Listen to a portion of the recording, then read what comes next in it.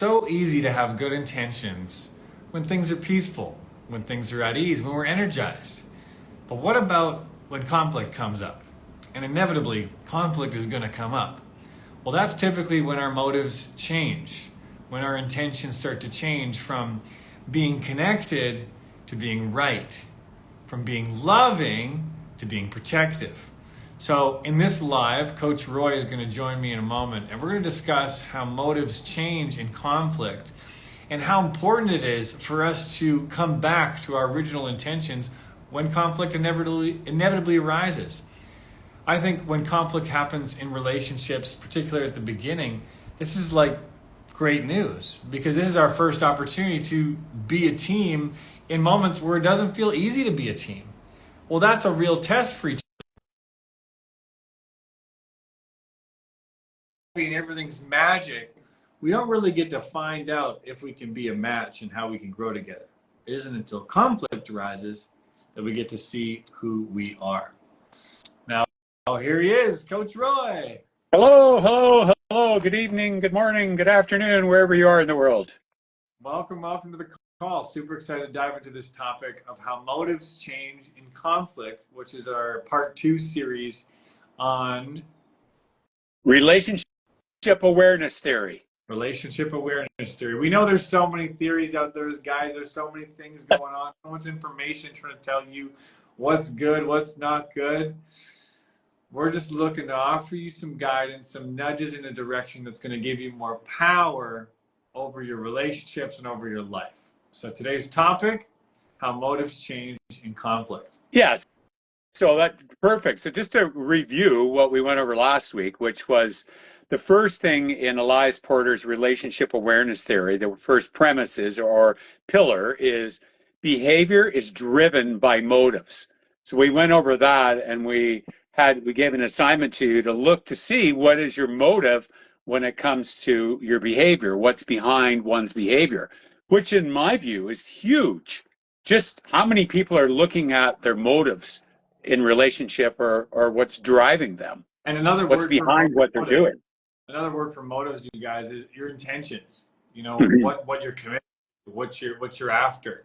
You know, and most of us are operating as from stimulus response. We're just going wherever we feel our pleasure centers are taking us, and we're not very aware or present to what is my motive? What do I want? Have I articulated that clearly? How much detail have I put into that? That's what we do in the first module of the Lower Fear program, is we design super clearly what it is that you're here to accomplish, how you want to feel, what that would actually look like in your life if we saw a camera following you around, what experiences you'd be having. But often we don't go to that depth because we think we can't have it. We're not sure if it's possible. And so before you know, we've canceled ourselves out of something brand new. So this is along those lines of getting clear on your motives and actually being able to have the awareness theory of what motives change in relationships so you can get yourself back on track to where you want to go. Exactly. So the first one is behavior is driven by motives. The second one, which we'll discuss today, is motives change in conflict. And then the third one is strengths can be overdone or underdone. And the fourth is filters or points of view influence perception, which we'll cover in the next couple of weeks. So let's get into motives change in conflict. All right, so this comes right back to, from more research that I've been doing on this, is this comes right back to, none of us, as you were alluding to in the beginning, none of us can avoid conflict. It's everywhere.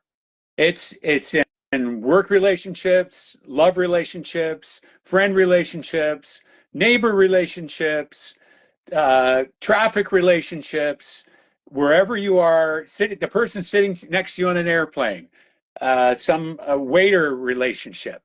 It's everywhere. So conflict.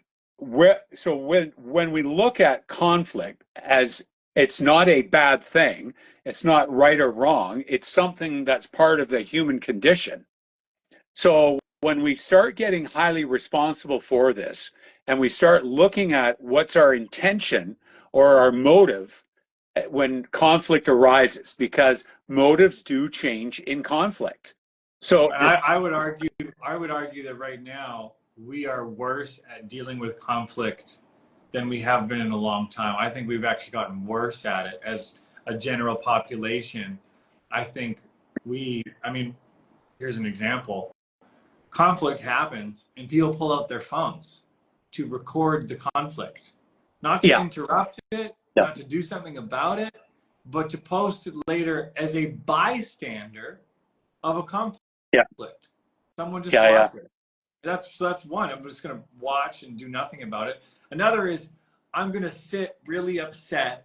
You know, your airplane example or traffic or whatever it is. I'm gonna be super upset. I'm not gonna do anything about it, but then I'm gonna go home and I'm gonna complain to my loved ones about what happened. I'm not gonna actually face any of that conflict. That's another one. And then the other side is the other extreme, which is yelling, screaming, losing your shit over some issue around conflict. And any of those options, they don't work. No, they do They're not. perfect. They're a perfect example of how motives have changed during conflict, where you might have had an intention that day. I'm going to be a nice, thoughtful person. I'm going to be a leader of my community. And then someone cuts you off in traffic, or your mom calls you to remind you about something you didn't want a reminder of, or you person at the coffee shop messes up your order, whatever it might be, and all of a sudden, who are we going to be then? Well, yeah. So that when you're just sharing that, the question that comes up is, do I already have a motive when there's conflict? Am I going to be some sort of Karen and freak out and be recorded and cause a major scene somewhere and throw food? And you see that stuff on IG that's out there, what people do that's been recorded. Or am I going to be passive aggressive and do nothing? Yeah. Am I going? So what is my motive? None of us can escape conflict. Yeah. So knowing that, what I see here is if we know and are conscious of that motives change in conflict, what is then my actual motive in a Yeah. conflict? Is it I to mean, be right? Is it to run and hide? Is it fight or flight? What is it? And am I creating conflict to fulfill on what my motive actually is? well, and that's another angle of that conversation too. Am I creating conflict to prove something? Is this actually where I get to feel like I'm powerful? Yeah. Yeah. Where I'm powerful. So is my motive then to exert power in the situation I'm in? And that motive is hidden from my view. So what I do then is I create conflict because my actual motive is to be powerful in the face of a conflict. And I want to specify the definition we're talking about. So when we're talking about powerful in this instance, we're talking about dominating. We're talking about Yeah, we're not talking power. When we start about being powerful in relationships, and we're coaching you on being empowered, being powerful, we're talking about you being unfazed, you being someone who is untriggerable, you being someone who can influence anything. That's what we're mainly talking about powerful. When we're talking about power over someone, we're talking about dominance. Those are two totally different things. One is so in alignment, so wonderful, so great. The other is actually a weakness and fear being covered up by dominating someone or trying to control them. Yeah. So from what I've seen around my own, I coach a dragon boat team and there's 20 people on there and then the standby. So they're like 24, sometimes 26 people. Well, without creating what the actual intention is of the team, conflict is inevitable. And there's some that resolve conflict very quickly, and there's others that pitch a fit and stomp off the dock. Okay, well, what was your actual intention of creating conflict? To stomp off the dock? Or get it. That's not get attention. Yeah, well, that was the next part of this. So stomping off a dock when there's conflict is actually attention getting, and it's about four, maybe actually 6-year-olds, maybe 8-year-olds don't do that. It's about a 4 or 5-year-old conversation, stomping off. I'll tell you one that I really am practicing facing and sometimes struggle with is people on the phone in a cafe, or people on even a Zoom call in a cafe. So living in Bali here, there's a lot of people who work in cafes. I mean, I think there's so many more remote workers these days that it just happens all the time. Now, okay, go ahead. Yeah, do your work. But one thing that to me is just totally inappropriate is being on the phone, sitting in a restaurant, not knowing how loud you're talking, or worse yet, listening on speakerphone to that person or a voice note. That to me is like, do you think you are the only person in this restaurant right now? Do you have any awareness over anybody around you? And what's amazing to me is I'll sit in a restaurant, this happened last week, and no one will say anything. Not even the Yeah, they don't. server will say anything. No one will interrupt this thing. And I will absolutely be the one to interrupt it because I have a motive in this. My motive is to have a peaceful, wonderful meal. My motive is for people to actually be aware of each other. That we actually are. I mean, the whole vision of this work that we're doing, what I originally created for, is a world of people in partnership. A world of people in partnership, which means that we actually are teammates. That all of us can actually be teammates, not we're just romantically. And so I said to this guy, I said, hey, do you happen to have headphones? He said, no. I said, okay, do you mind taking yourself off speakerphone? He said, yeah. Hey, great. Thank you. And to me, it blows my mind that more people don't actually interrupt that thing. And then I end up being this phone Nazi person in these restaurants. Okay, well, first of all, there's a lot to unpack in that share. So what I see, first of all, is you're not afraid of conflict, because that could have not gone well. I am not afraid of conflict. Sometimes I'm on the other side where I can cause unnecessary conflict. Okay. All right. So that's you. So I get your motive in how it will change in conflict. So you right away, what actually changed in that moment? What moment? Well, the moment that there's the conflict, I mean, it's even though someone's on a phone and they're on speaker, you can hear the whole conversation. That's a conflict waiting to happen. But even in my mind, it is. For somebody else, it might not be. Well, even though they're not saying anything, there's a conflict going on in the brain. How rude! I can't hear myself think. Why don't they go outside? I don't even talk that loud when I have my friend sitting across from me. I'm trying to work. There's a whole conflict going on in that room other than what you said. It may not be a verbal back and forth, but there's a brain conflict going on inside of our own brain. So what's the motive then? With your motive is for peace inside of there. Well, let's look and see what's another motive that you have for speaking out other than bringing, world peace. I mean, for me, it's also leadership. It's interruption. It's being someone who interrupts behavior that doesn't work. I look around. So what are you causing? What are you causing over that by bringing that up with that guy? Awareness, in my opinion, causing awareness. And when you cause awareness, what got caused? Not sure. I don't understand. Say it again. So when you're bringing awareness to somebody, what is he actually learning? He's learning how he's showing up right now in that moment. Yeah. Well, he's learning respect. Yeah. Now that's to me what's missing when people do that. Is respect. Right. So your actual motive is in the conflict is respect. Yeah. I get the altruistic part that you want peace and you want everybody to get along. I get all that. And it changes right in that moment when there's conflict, and especially that type of behavior. Yeah. So you see how motive gets narrowed right down the more responsible that we get for what we're actually when we're speaking up.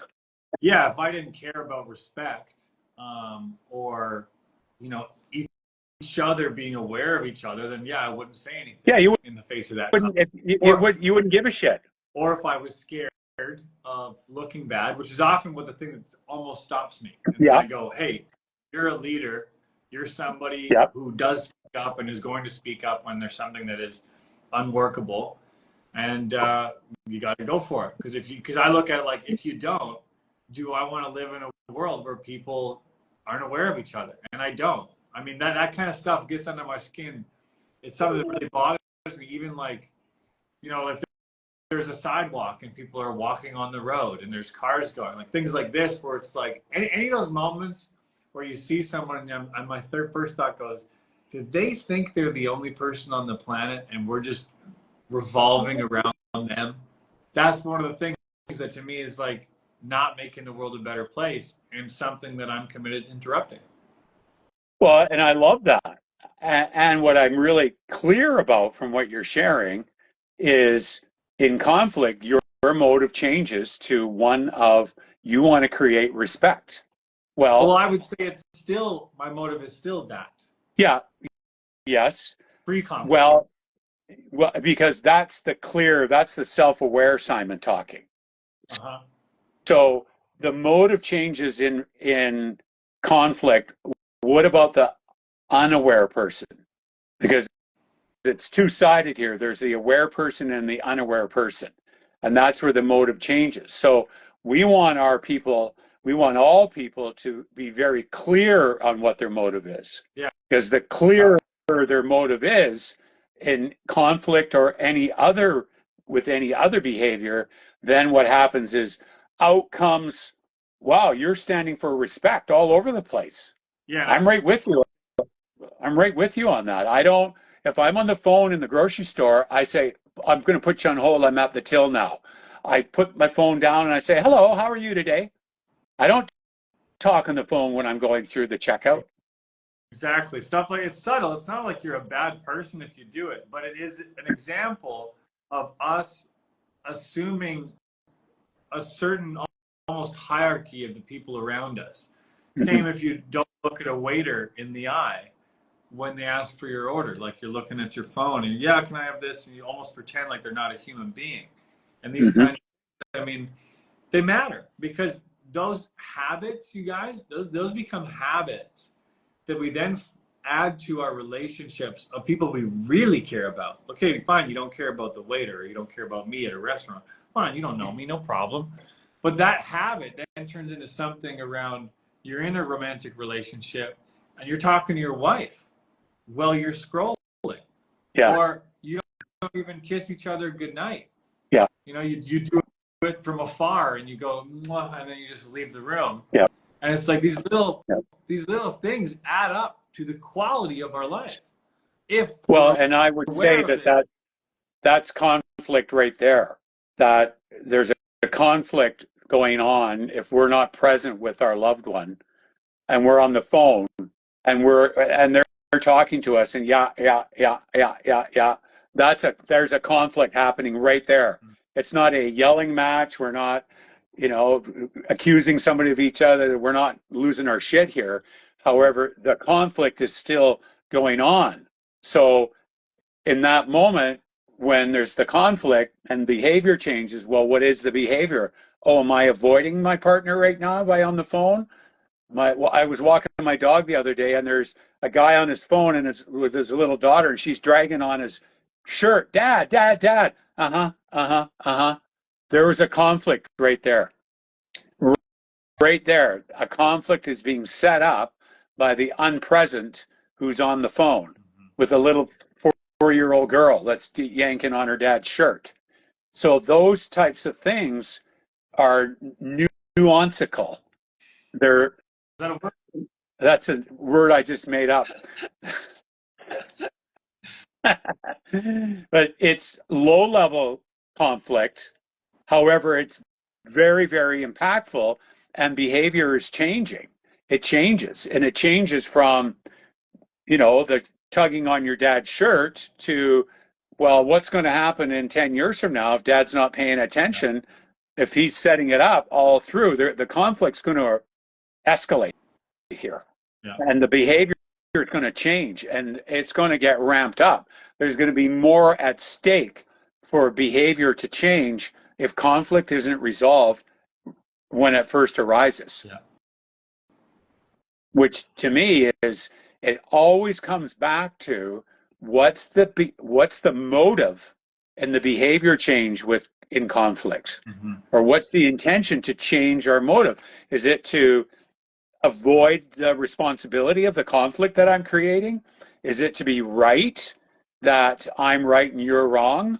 So I'm going to get all riled up and dominate you by raising my voice? Like, what is it? And that takes a ton of awareness in the middle of an argument or a conflict to actually catch that. Mm-hmm. Am I committed to being right now? Or am I committed to connection or problem solving or love? And to be able to see that in the moment, it's like we got blinders on because we're triggered by something. We're in like fight, flight, freeze, or fawn mode. Our nervous system is reacting. They're getting all these bodily sensations. And this again, back to the skills that we're training people in, is to be able to have awareness like, wow, I am so pushing against you right now because I don't know another way to deal with this kind of situation. And I'm reverting back to what I've learned as a kid, from my parents, whatever it might be. And that's actually what's gotten me everything I already have. This is why my life stays the same in these kinds of relationships. And I always hit this wall with people. I always hit this plateau. Now, this is where we can go one of two directions. We can go, there's something for me here. I don't know what it is. I'm not sure how to take this on, but I imagine this is an opportunity here. This is where coaching comes in, you guys, as we help you reveal those opportunities and seize them. Or we go the other way, which goes, this person's just a shitty person and they suck at XYZ and I'm out of here. And there's an epidemic of that bullshit going on. That's not the truth, you guys. Sure, there are people that are difficult to deal with. We're not pretending that's not the case. But we are absolutely owning the fact that we can take our power back in any situation.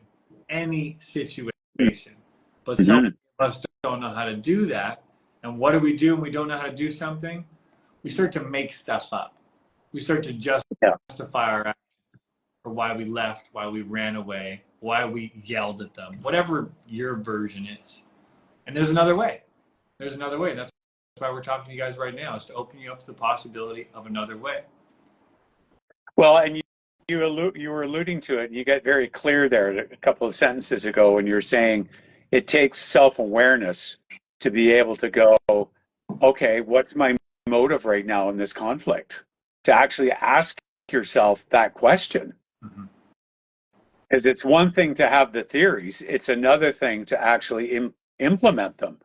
And I love this whole thing as the opportunity as a human being. I mean, can you just imagine saying to someone you're in conflict, I just got to stop for a second because I'm not sure what my motive is in this conflict. And I'm clear I started it, but I'm not sure what my motive is. So I'm just going to stop right now. And my invitation to you is, for you to look at what's your motive and you're fighting back with me. It sounds strange because we don't do that. It's not normal. My wife and I do that. We actually do that.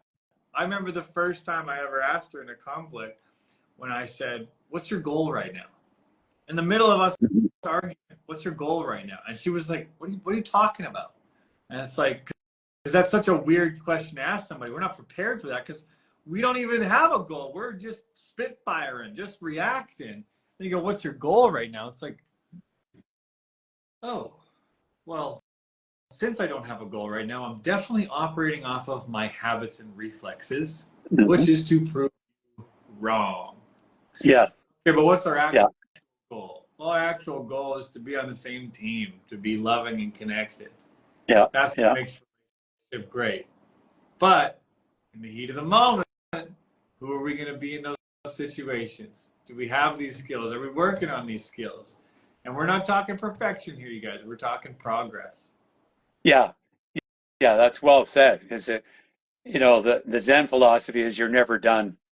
there's always more knowledge to be gained from life's experiences. And Yeah. I think this, or not think, I'll change that.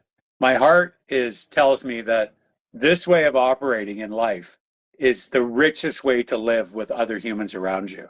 It's the most fulfilling, it's the most challenging way to live a life of being radically responsible. Radically responsible to actually be the kind of person that's asking the question, what's my freaking motive here in this conflict? And it just changed from a couple of minutes ago when we were all lovey-dovey. So what is my actual motive? Like, oh my God, the self-awareness, the development that one goes through, the quality of life that one gets to choose to live from asking these type of pertinent questions, these type of real on the court human interaction questions. We're not asking what's my psychology here. You don't need you don't need to be a doctor of psychology to figure this out. This is straightforward question. And I think to give everybody a permission slip in practicing this is to go, okay, let's say my motive is care or love or connection. What now?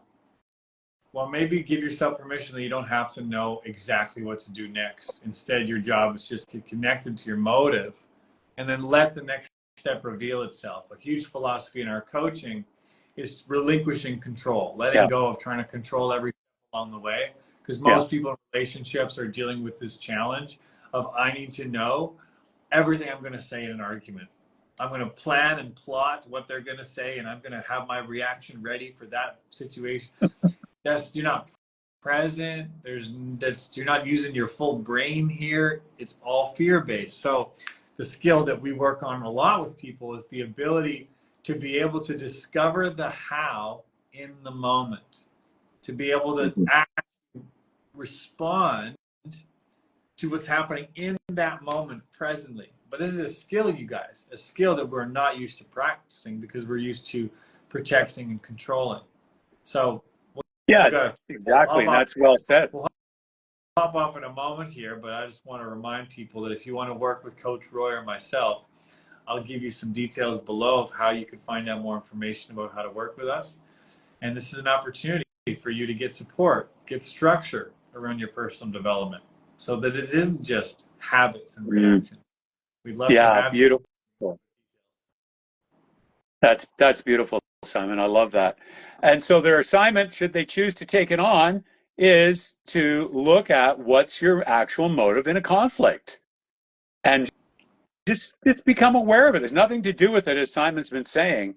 It's to become self-aware of what is your actual motive in a conflict. And you can keep it to yourself, or you can share it with your buddy, or you can share it with your partner. Hey, oh my God, I just saw what my motive is. And then teaser alert for our next call is the next one is strengths can be overdone and strengths can be underdone. So I'm really excited about this conversation as well. I've been digging into this a lot. Yeah. So to remind you guys of the homework, it's to actually check in and see what is your motive in the face of a conflict. I'm sure there will be an opportunity for conflict this week. I'm sure one will come up. So when it does, check in. What's my intention here? How am I committed to being right here? Yes. Beautiful. Wow. Thank you so much, Roy. You're welcome. I love the conversation. It's great. Thank you. I love you, and see you soon. Love you too. See you later, guys.